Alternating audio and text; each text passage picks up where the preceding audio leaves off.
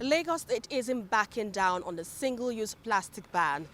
Commissioner for the Environment, Tokunbo Wahab, asserts that the state won't compromise for a handful of wealthy business owners at the expense of millions of Lagosians facing the fallout of plastic dumping. This, among other issues, will be our focus in this week's edition of Green Angle. Welcome. I am Esther Mokwariola. And before we begin, let's bring you updates from the world of environment. Leading a team of enforcement officials from the Ministry of Environment on an inspection tour, Commissioner for the Environment, Tokunbo Wahab, expressed concerns about the security risks posed by the occupation of the space under the Blue Rail Line bridge. By Friday, the task force will start enforcement to clean up the whole place. And once that is done, we'll take possession and make it a park, so they don't have to come back there. The team also extended their inspection to Parkview Estate in Ikoyi, addressing infringements on a secondary collector caused by buildings and fencing. We are going to serve the proper notices on everybody to do the right thing. We also want to appeal to Lagosians that they should stop the use of styrofoam. We are very serious about it. The health and environmental hazard is costing the state. You can't quantify it in monetary terms. We've given them 3 weeks grace. The 3 weeks of grace is to enable us to mop them up and account for them. So after 3 weeks, the enforcement will start. In the meantime, the Commissioner emphasizes that the monitoring and enforcement of environmental laws will be a daily commitment.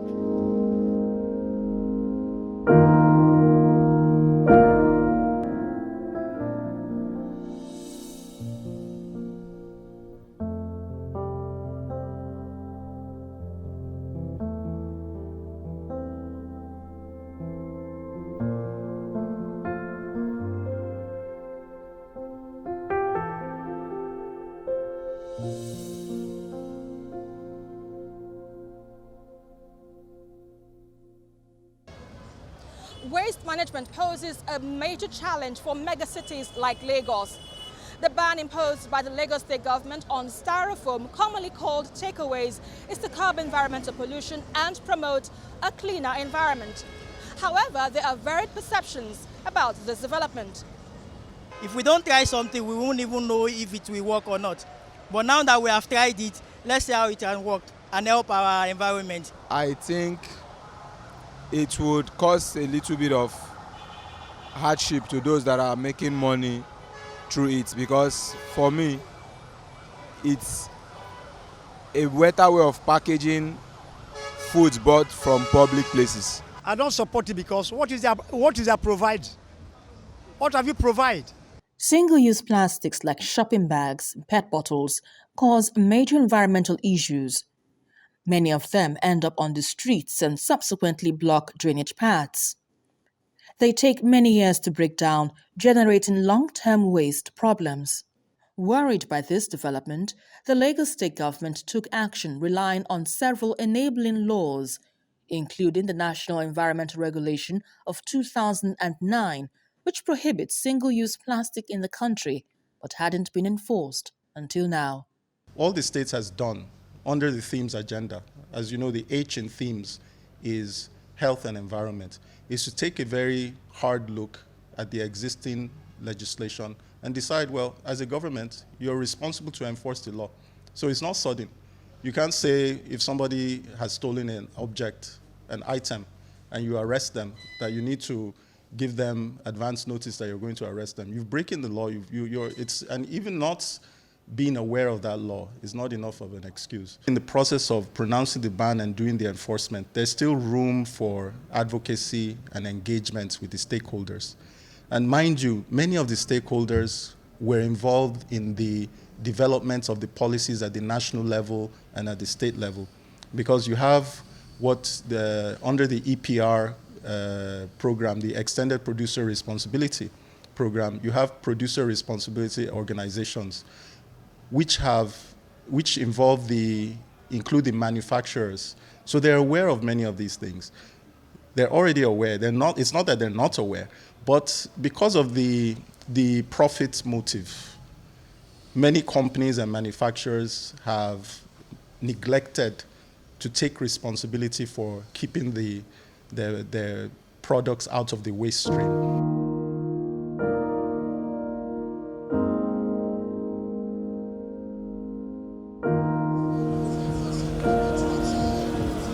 While this ban on styrofoam and single-use plastics take effect, agencies like LOMA are gearing up to ramp up advocacy efforts. They are also prepared to clamp down on companies and distribution outlets to prevent further distribution.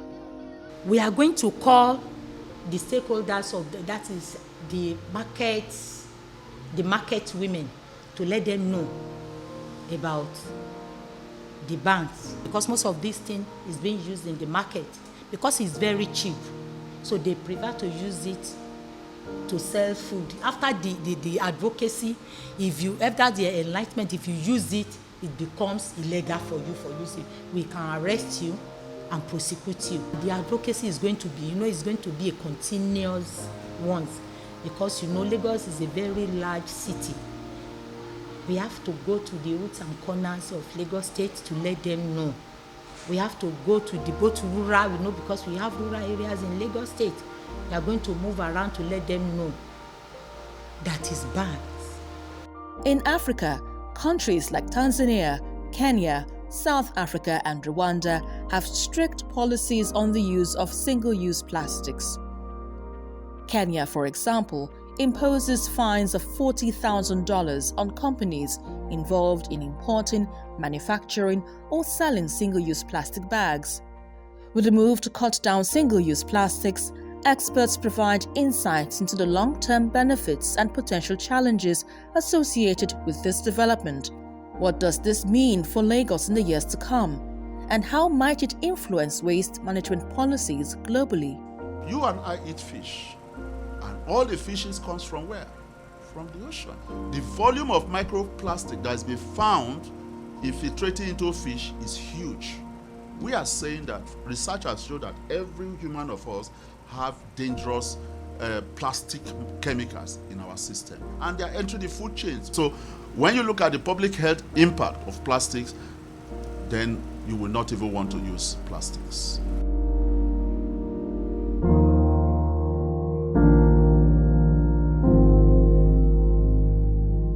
There are alternatives.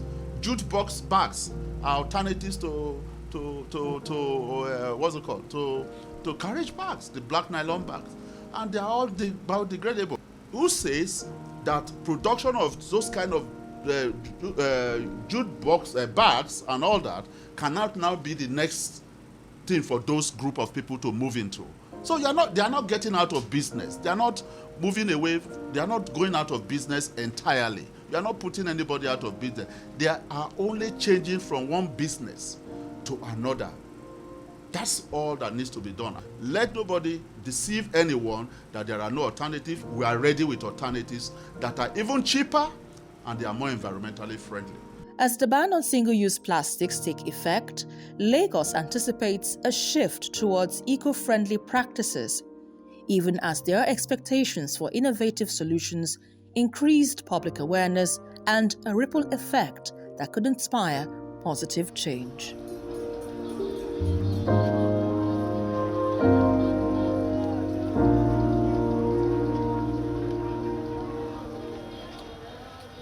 Green Angle returns in just a moment. Stay with us.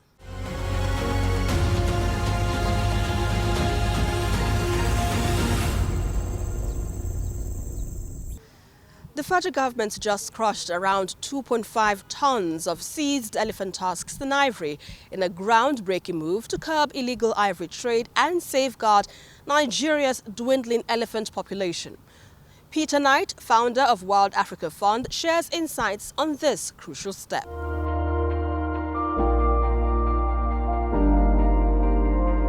Well, I think the first thing people need to understand is that ivory cannot be sold. It's illegal everywhere in the world to export or sell ivory. So they can't sell the ivory. So you either keep it in a safe house and a room and have security 24/7 forever, which obviously is an expense to the government and the taxpayer, or you get rid of it somehow, you put it beyond use. And so in putting it beyond use, they're saving money in the long run, they're making sure that nobody can steal that stockpile, but they're also trying to raise public awareness. And so there's been more than a dozen newspaper, TV articles about it, and it gives the government a chance to say ivory is illegal. If you are trading in it, we will catch you, we will prosecute you, and we will destroy it. So they're using it as a public awareness tool, I think, to indicate increased effort from the government of Nigeria in trying to stop illegal ivory trafficking.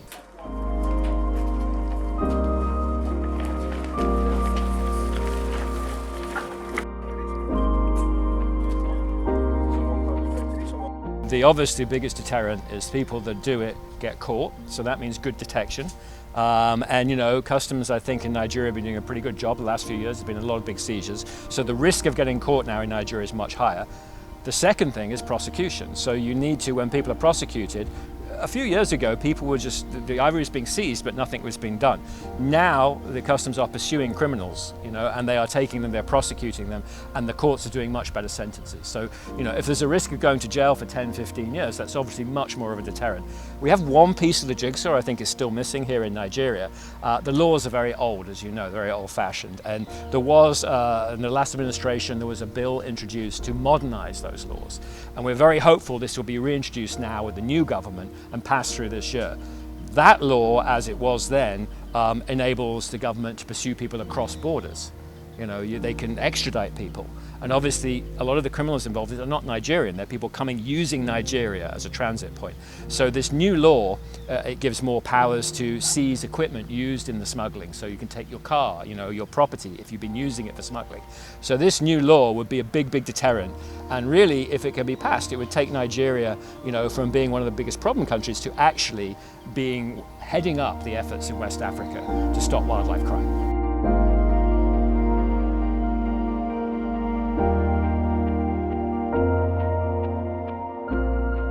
One thing, one of my personal dreams, and I hope for Nigeria, is to actually rebuild some of the national parks here. So elephants now, there's only 400 left, as you know, but imagine if tourists could come and see elephants within Nigeria. There's been a recent study, 4 out of 5 tourists coming to Africa come to see wildlife. So if you don't have wildlife that people can see, you're losing 80% of the market. And I think the long-term plan for the government should be to refurbish, restructure some of the national parks so that the animal populations are growing, so that the animals are not afraid of people because they're not being poached, they're not being hunted, and to have tourism as a major thing. And you know, we recently spent time in Rwanda, and there in Akagera National Park, they have brought back rhinos, they have brought back elephants, they have brought back lions, so it's now a big 5 park, and so that's great for international tourism. And I think that should be the goal here in Nigeria.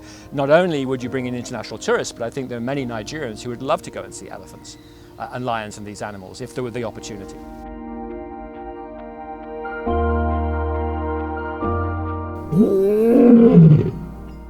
It's one thing having a forest.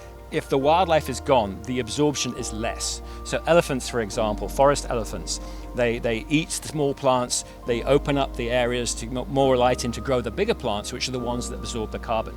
So they've proven now that elephants are gardeners, if you like, of the forest, and that enables more carbon absorption. So where I think Africa really has a lot to offer, it is not the biggest emitters of carbon by any means, but as absorption in natural ecosystems, maybe Africa can lead the world. And with that should also come funding. We know about carbon offset funding. I think it's evolving now biodiversity offset funding. The elephants can enable more carbon absorption. They've also shown, for example, wildebeest. If there are wildebeest in a system in East Africa, the carbon absorption of those environments is greater. So they can be an asset on that side, as well as obviously the tourism. And you look at East Africa, the tourism, there have been calculations that an elephant in 75 years of its life generates more than $1 million for tourism. And that's jobs. So in the long term in Nigeria, I think that should be a goal, to develop wildlife as an asset for the tourism industry, as well as the national pride and the heritage and all those other elements that come with it.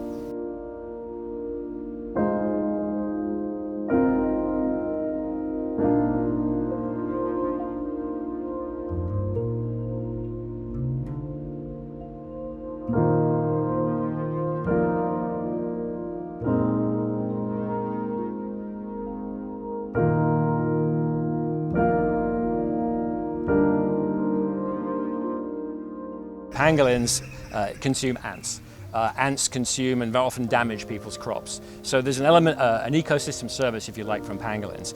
And I think, most Nigerians don't primarily eat bushmeat, particularly here in the city. It's sort of a luxury add-on. It's not a staple. And most countries in the world have moved away, everybody used to consume bushmeat all the time, have moved away to agricultural products. And I think, that's really where the long-term future of protein production is. It's maybe not a problem for things like grass cutter, which reproduce very quickly, the legal bushmeat, that's okay. But the animals like the pangolins, they will disappear very quickly under this pressure. So we're not going to have them in the future. So the option is not to carry on doing that. It will end, and it either ends with some pangolins left that can still fulfill their role in ecosystems, or it ends sooner. There's another big element here, which we've seen so much in the last few years, which is zoonotic disease. And now a lot of theories floated around COVID. The current thinking is quite clearly that it originated in the wild. It came from bats. Even the lab theory, people think the lab theory means that people developed it, made it in a lab. That's not true. The lab theory is people were studying wild bats in a lab, and it leaked from the wild bats through the lab. So even the lab theory is rooted back to the wild. But the prevailing theory now, and the information is, it came from that Wuhan market. And that was from originating in bats, jumping to something called a raccoon dog, which is a small mammal, which is, was used in the bushmeat trade. And then it spread through the butchering in that market, and the butchering process is what helped to spread it. So COVID-19 is only one of literally thousands of diseases that are out there in the wild, quite safe when they're in the wild, but if we bring them into our cities and we butcher the animals, there's a risk of transmission. And we've seen Lassa fever, we've seen Ebola, the list every year, Marburg, the list every year grows of these different diseases. So that's a good reason not to consume bushmeat.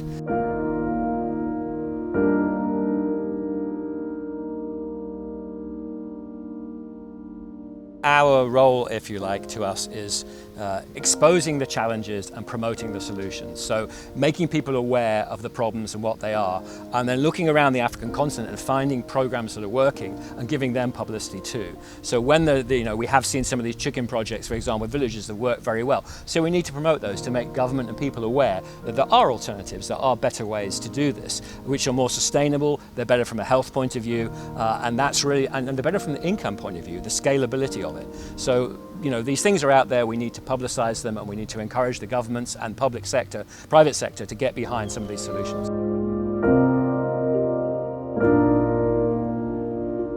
I think there's a lot of great things happening in Nigeria now. Primarily, we've just done our survey after working here for 2.5, 3 years, and 85% of people were aware of the campaign, and 30% of people said they would stop eating bushmeat going forward, illegal bushmeat going forward. And so that's a great start, and those are impressive numbers, and that's really been because of the participation of the Nigerian media. So that's been very encouraging. The government is moving in a number of directions positively. The big thing this year will be to get that legislation passed, and from that we kind of turn a circle from being on kind of a downward run to going upwards and improving.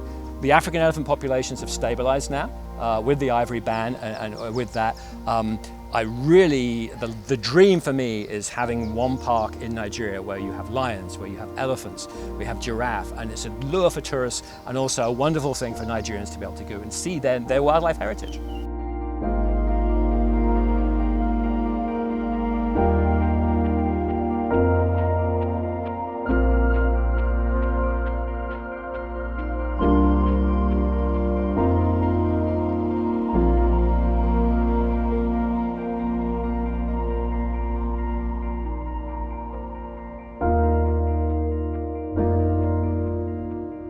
Next, we meet Adeshola Adegeye, an eco-champ advocating for bamboo over plastics.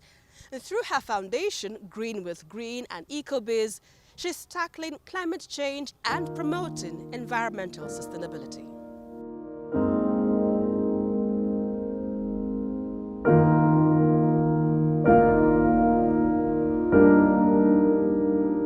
I stumbled into this space because it started when I was still in the university. Then I was the student president of Association of Professional Women Engineers of Nigeria in the University of Ilorin. And then we had a project during Global Recycling Day. So we just decided, myself and my team members, the executive, decided that, okay, let's just have a project. And then we decided, okay, let's go around the school and pick plastic. So we contacted then Big Fold Recyclers in Ilorin. So during the process, the day came, that was March 19th, I think that was 2019 or 2018, and then, we went around the school, went just a portion of the school rather, and then in no time we picked over 1,700 bottles. So it was shocking because we picked that large number in a short time, and it was less than 1 hour that we used, and then we were able to gather so much bottles. So after the activity, I decided to, I wondered why we had so much. And people, when I decided to make some more research, I found out that plastic was really bad for the environment. I delved into more research and I saw how it doesn't biodegrade, how it was a challenge, it was a menace, it clogs our drainages, what I can even see anyway. So I could see the negative impact, and saw that people are not aware. I was in school, I was in the university, and I was not even aware of this much problems that plastic causes. So that was how the passion grew. I knew I needed to do something. I knew if I was in school, and how much more people that are not even privileged to be in school, how much more people that are not even privileged to go to university and all of that. So I decided to bridge that gap. I identified that knowledge gap, and I decided to bridge that gap. So with time, when I garnered enough knowledge, I decided to create a community of people that, okay, yes, I want to spread, awareness. I want to raise awareness about this, and during my research, I saw that you could actually use alternative rather than, going for the one that harms the planet, that also hurts us in turn, because plastic actually has, so many health issues.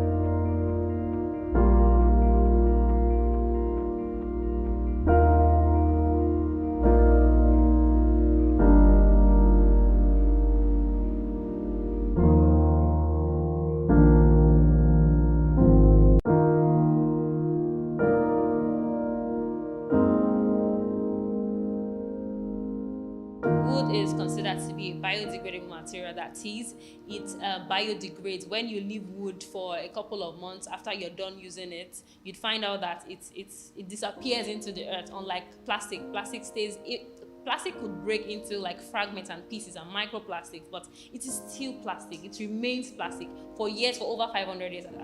Statistics have showed that the regular PET bottle where you have your bottled water and drinks and soda drinks and stuff, the statistics have showed that bottle can stay up to 500 years. Having such single-use item outlive us humans. So that was where the whole idea of using, biodegradable product, the whole idea of using wood that can biodegrade. So when I'm done using my wood, when I dispose it off, I don't want to see it in 100 years or 200 or 500 years to come. I want it to, just vanish, let the earth digest it, unlike plastic, which is not digestible by the earth. So that's why you find out many of our products are made of wood. They're made of bamboo in particular, because bamboo is considered one of the most sustainable plants. So it's actually a grass. So it's considered most sustainable grass in the world because it grows faster. It grows up to 3 meters in a day. It requires less water. It doesn't require fertilizer, and that's why you find out that many eco-friendly items are made from bamboo, are made from wooden items, because they are biodegradable.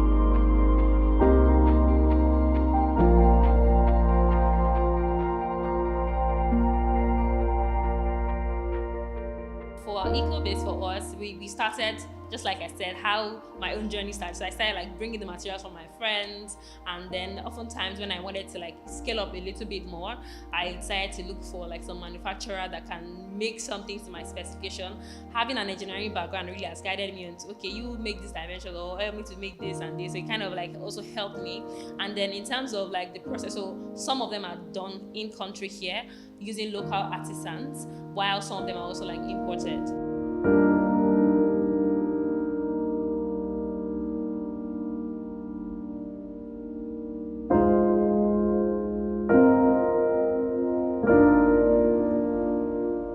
Right now, these things can be pricey compared to the plastic counterparts, really. So if you have like more people, just like it's kind of like demand and supply. So when something is scarce, it can be a bit expensive. However, if everybody's doing it, or if we have like you can buy it from this, you can find people. We have more manufacturers interested in producing sustainable products. We have them like everywhere and easy to find. Then the price will also go down.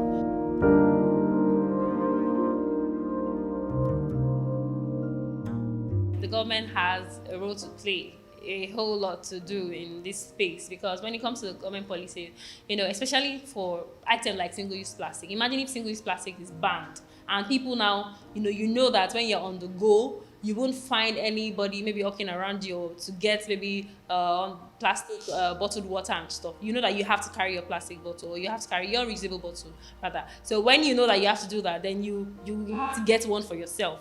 And this will increase, this is like new market or more market for people that are into, eco-friendly store or eco-friendly items, really. So the government policy has a whole lot to encourage us all to live more sustainable, and living more sustainable is also like very healthy to us. So we are reducing our plastic usage, we are saving the planet, we are saving the earth, we are preserving the earth, not just for ourselves but the future generation.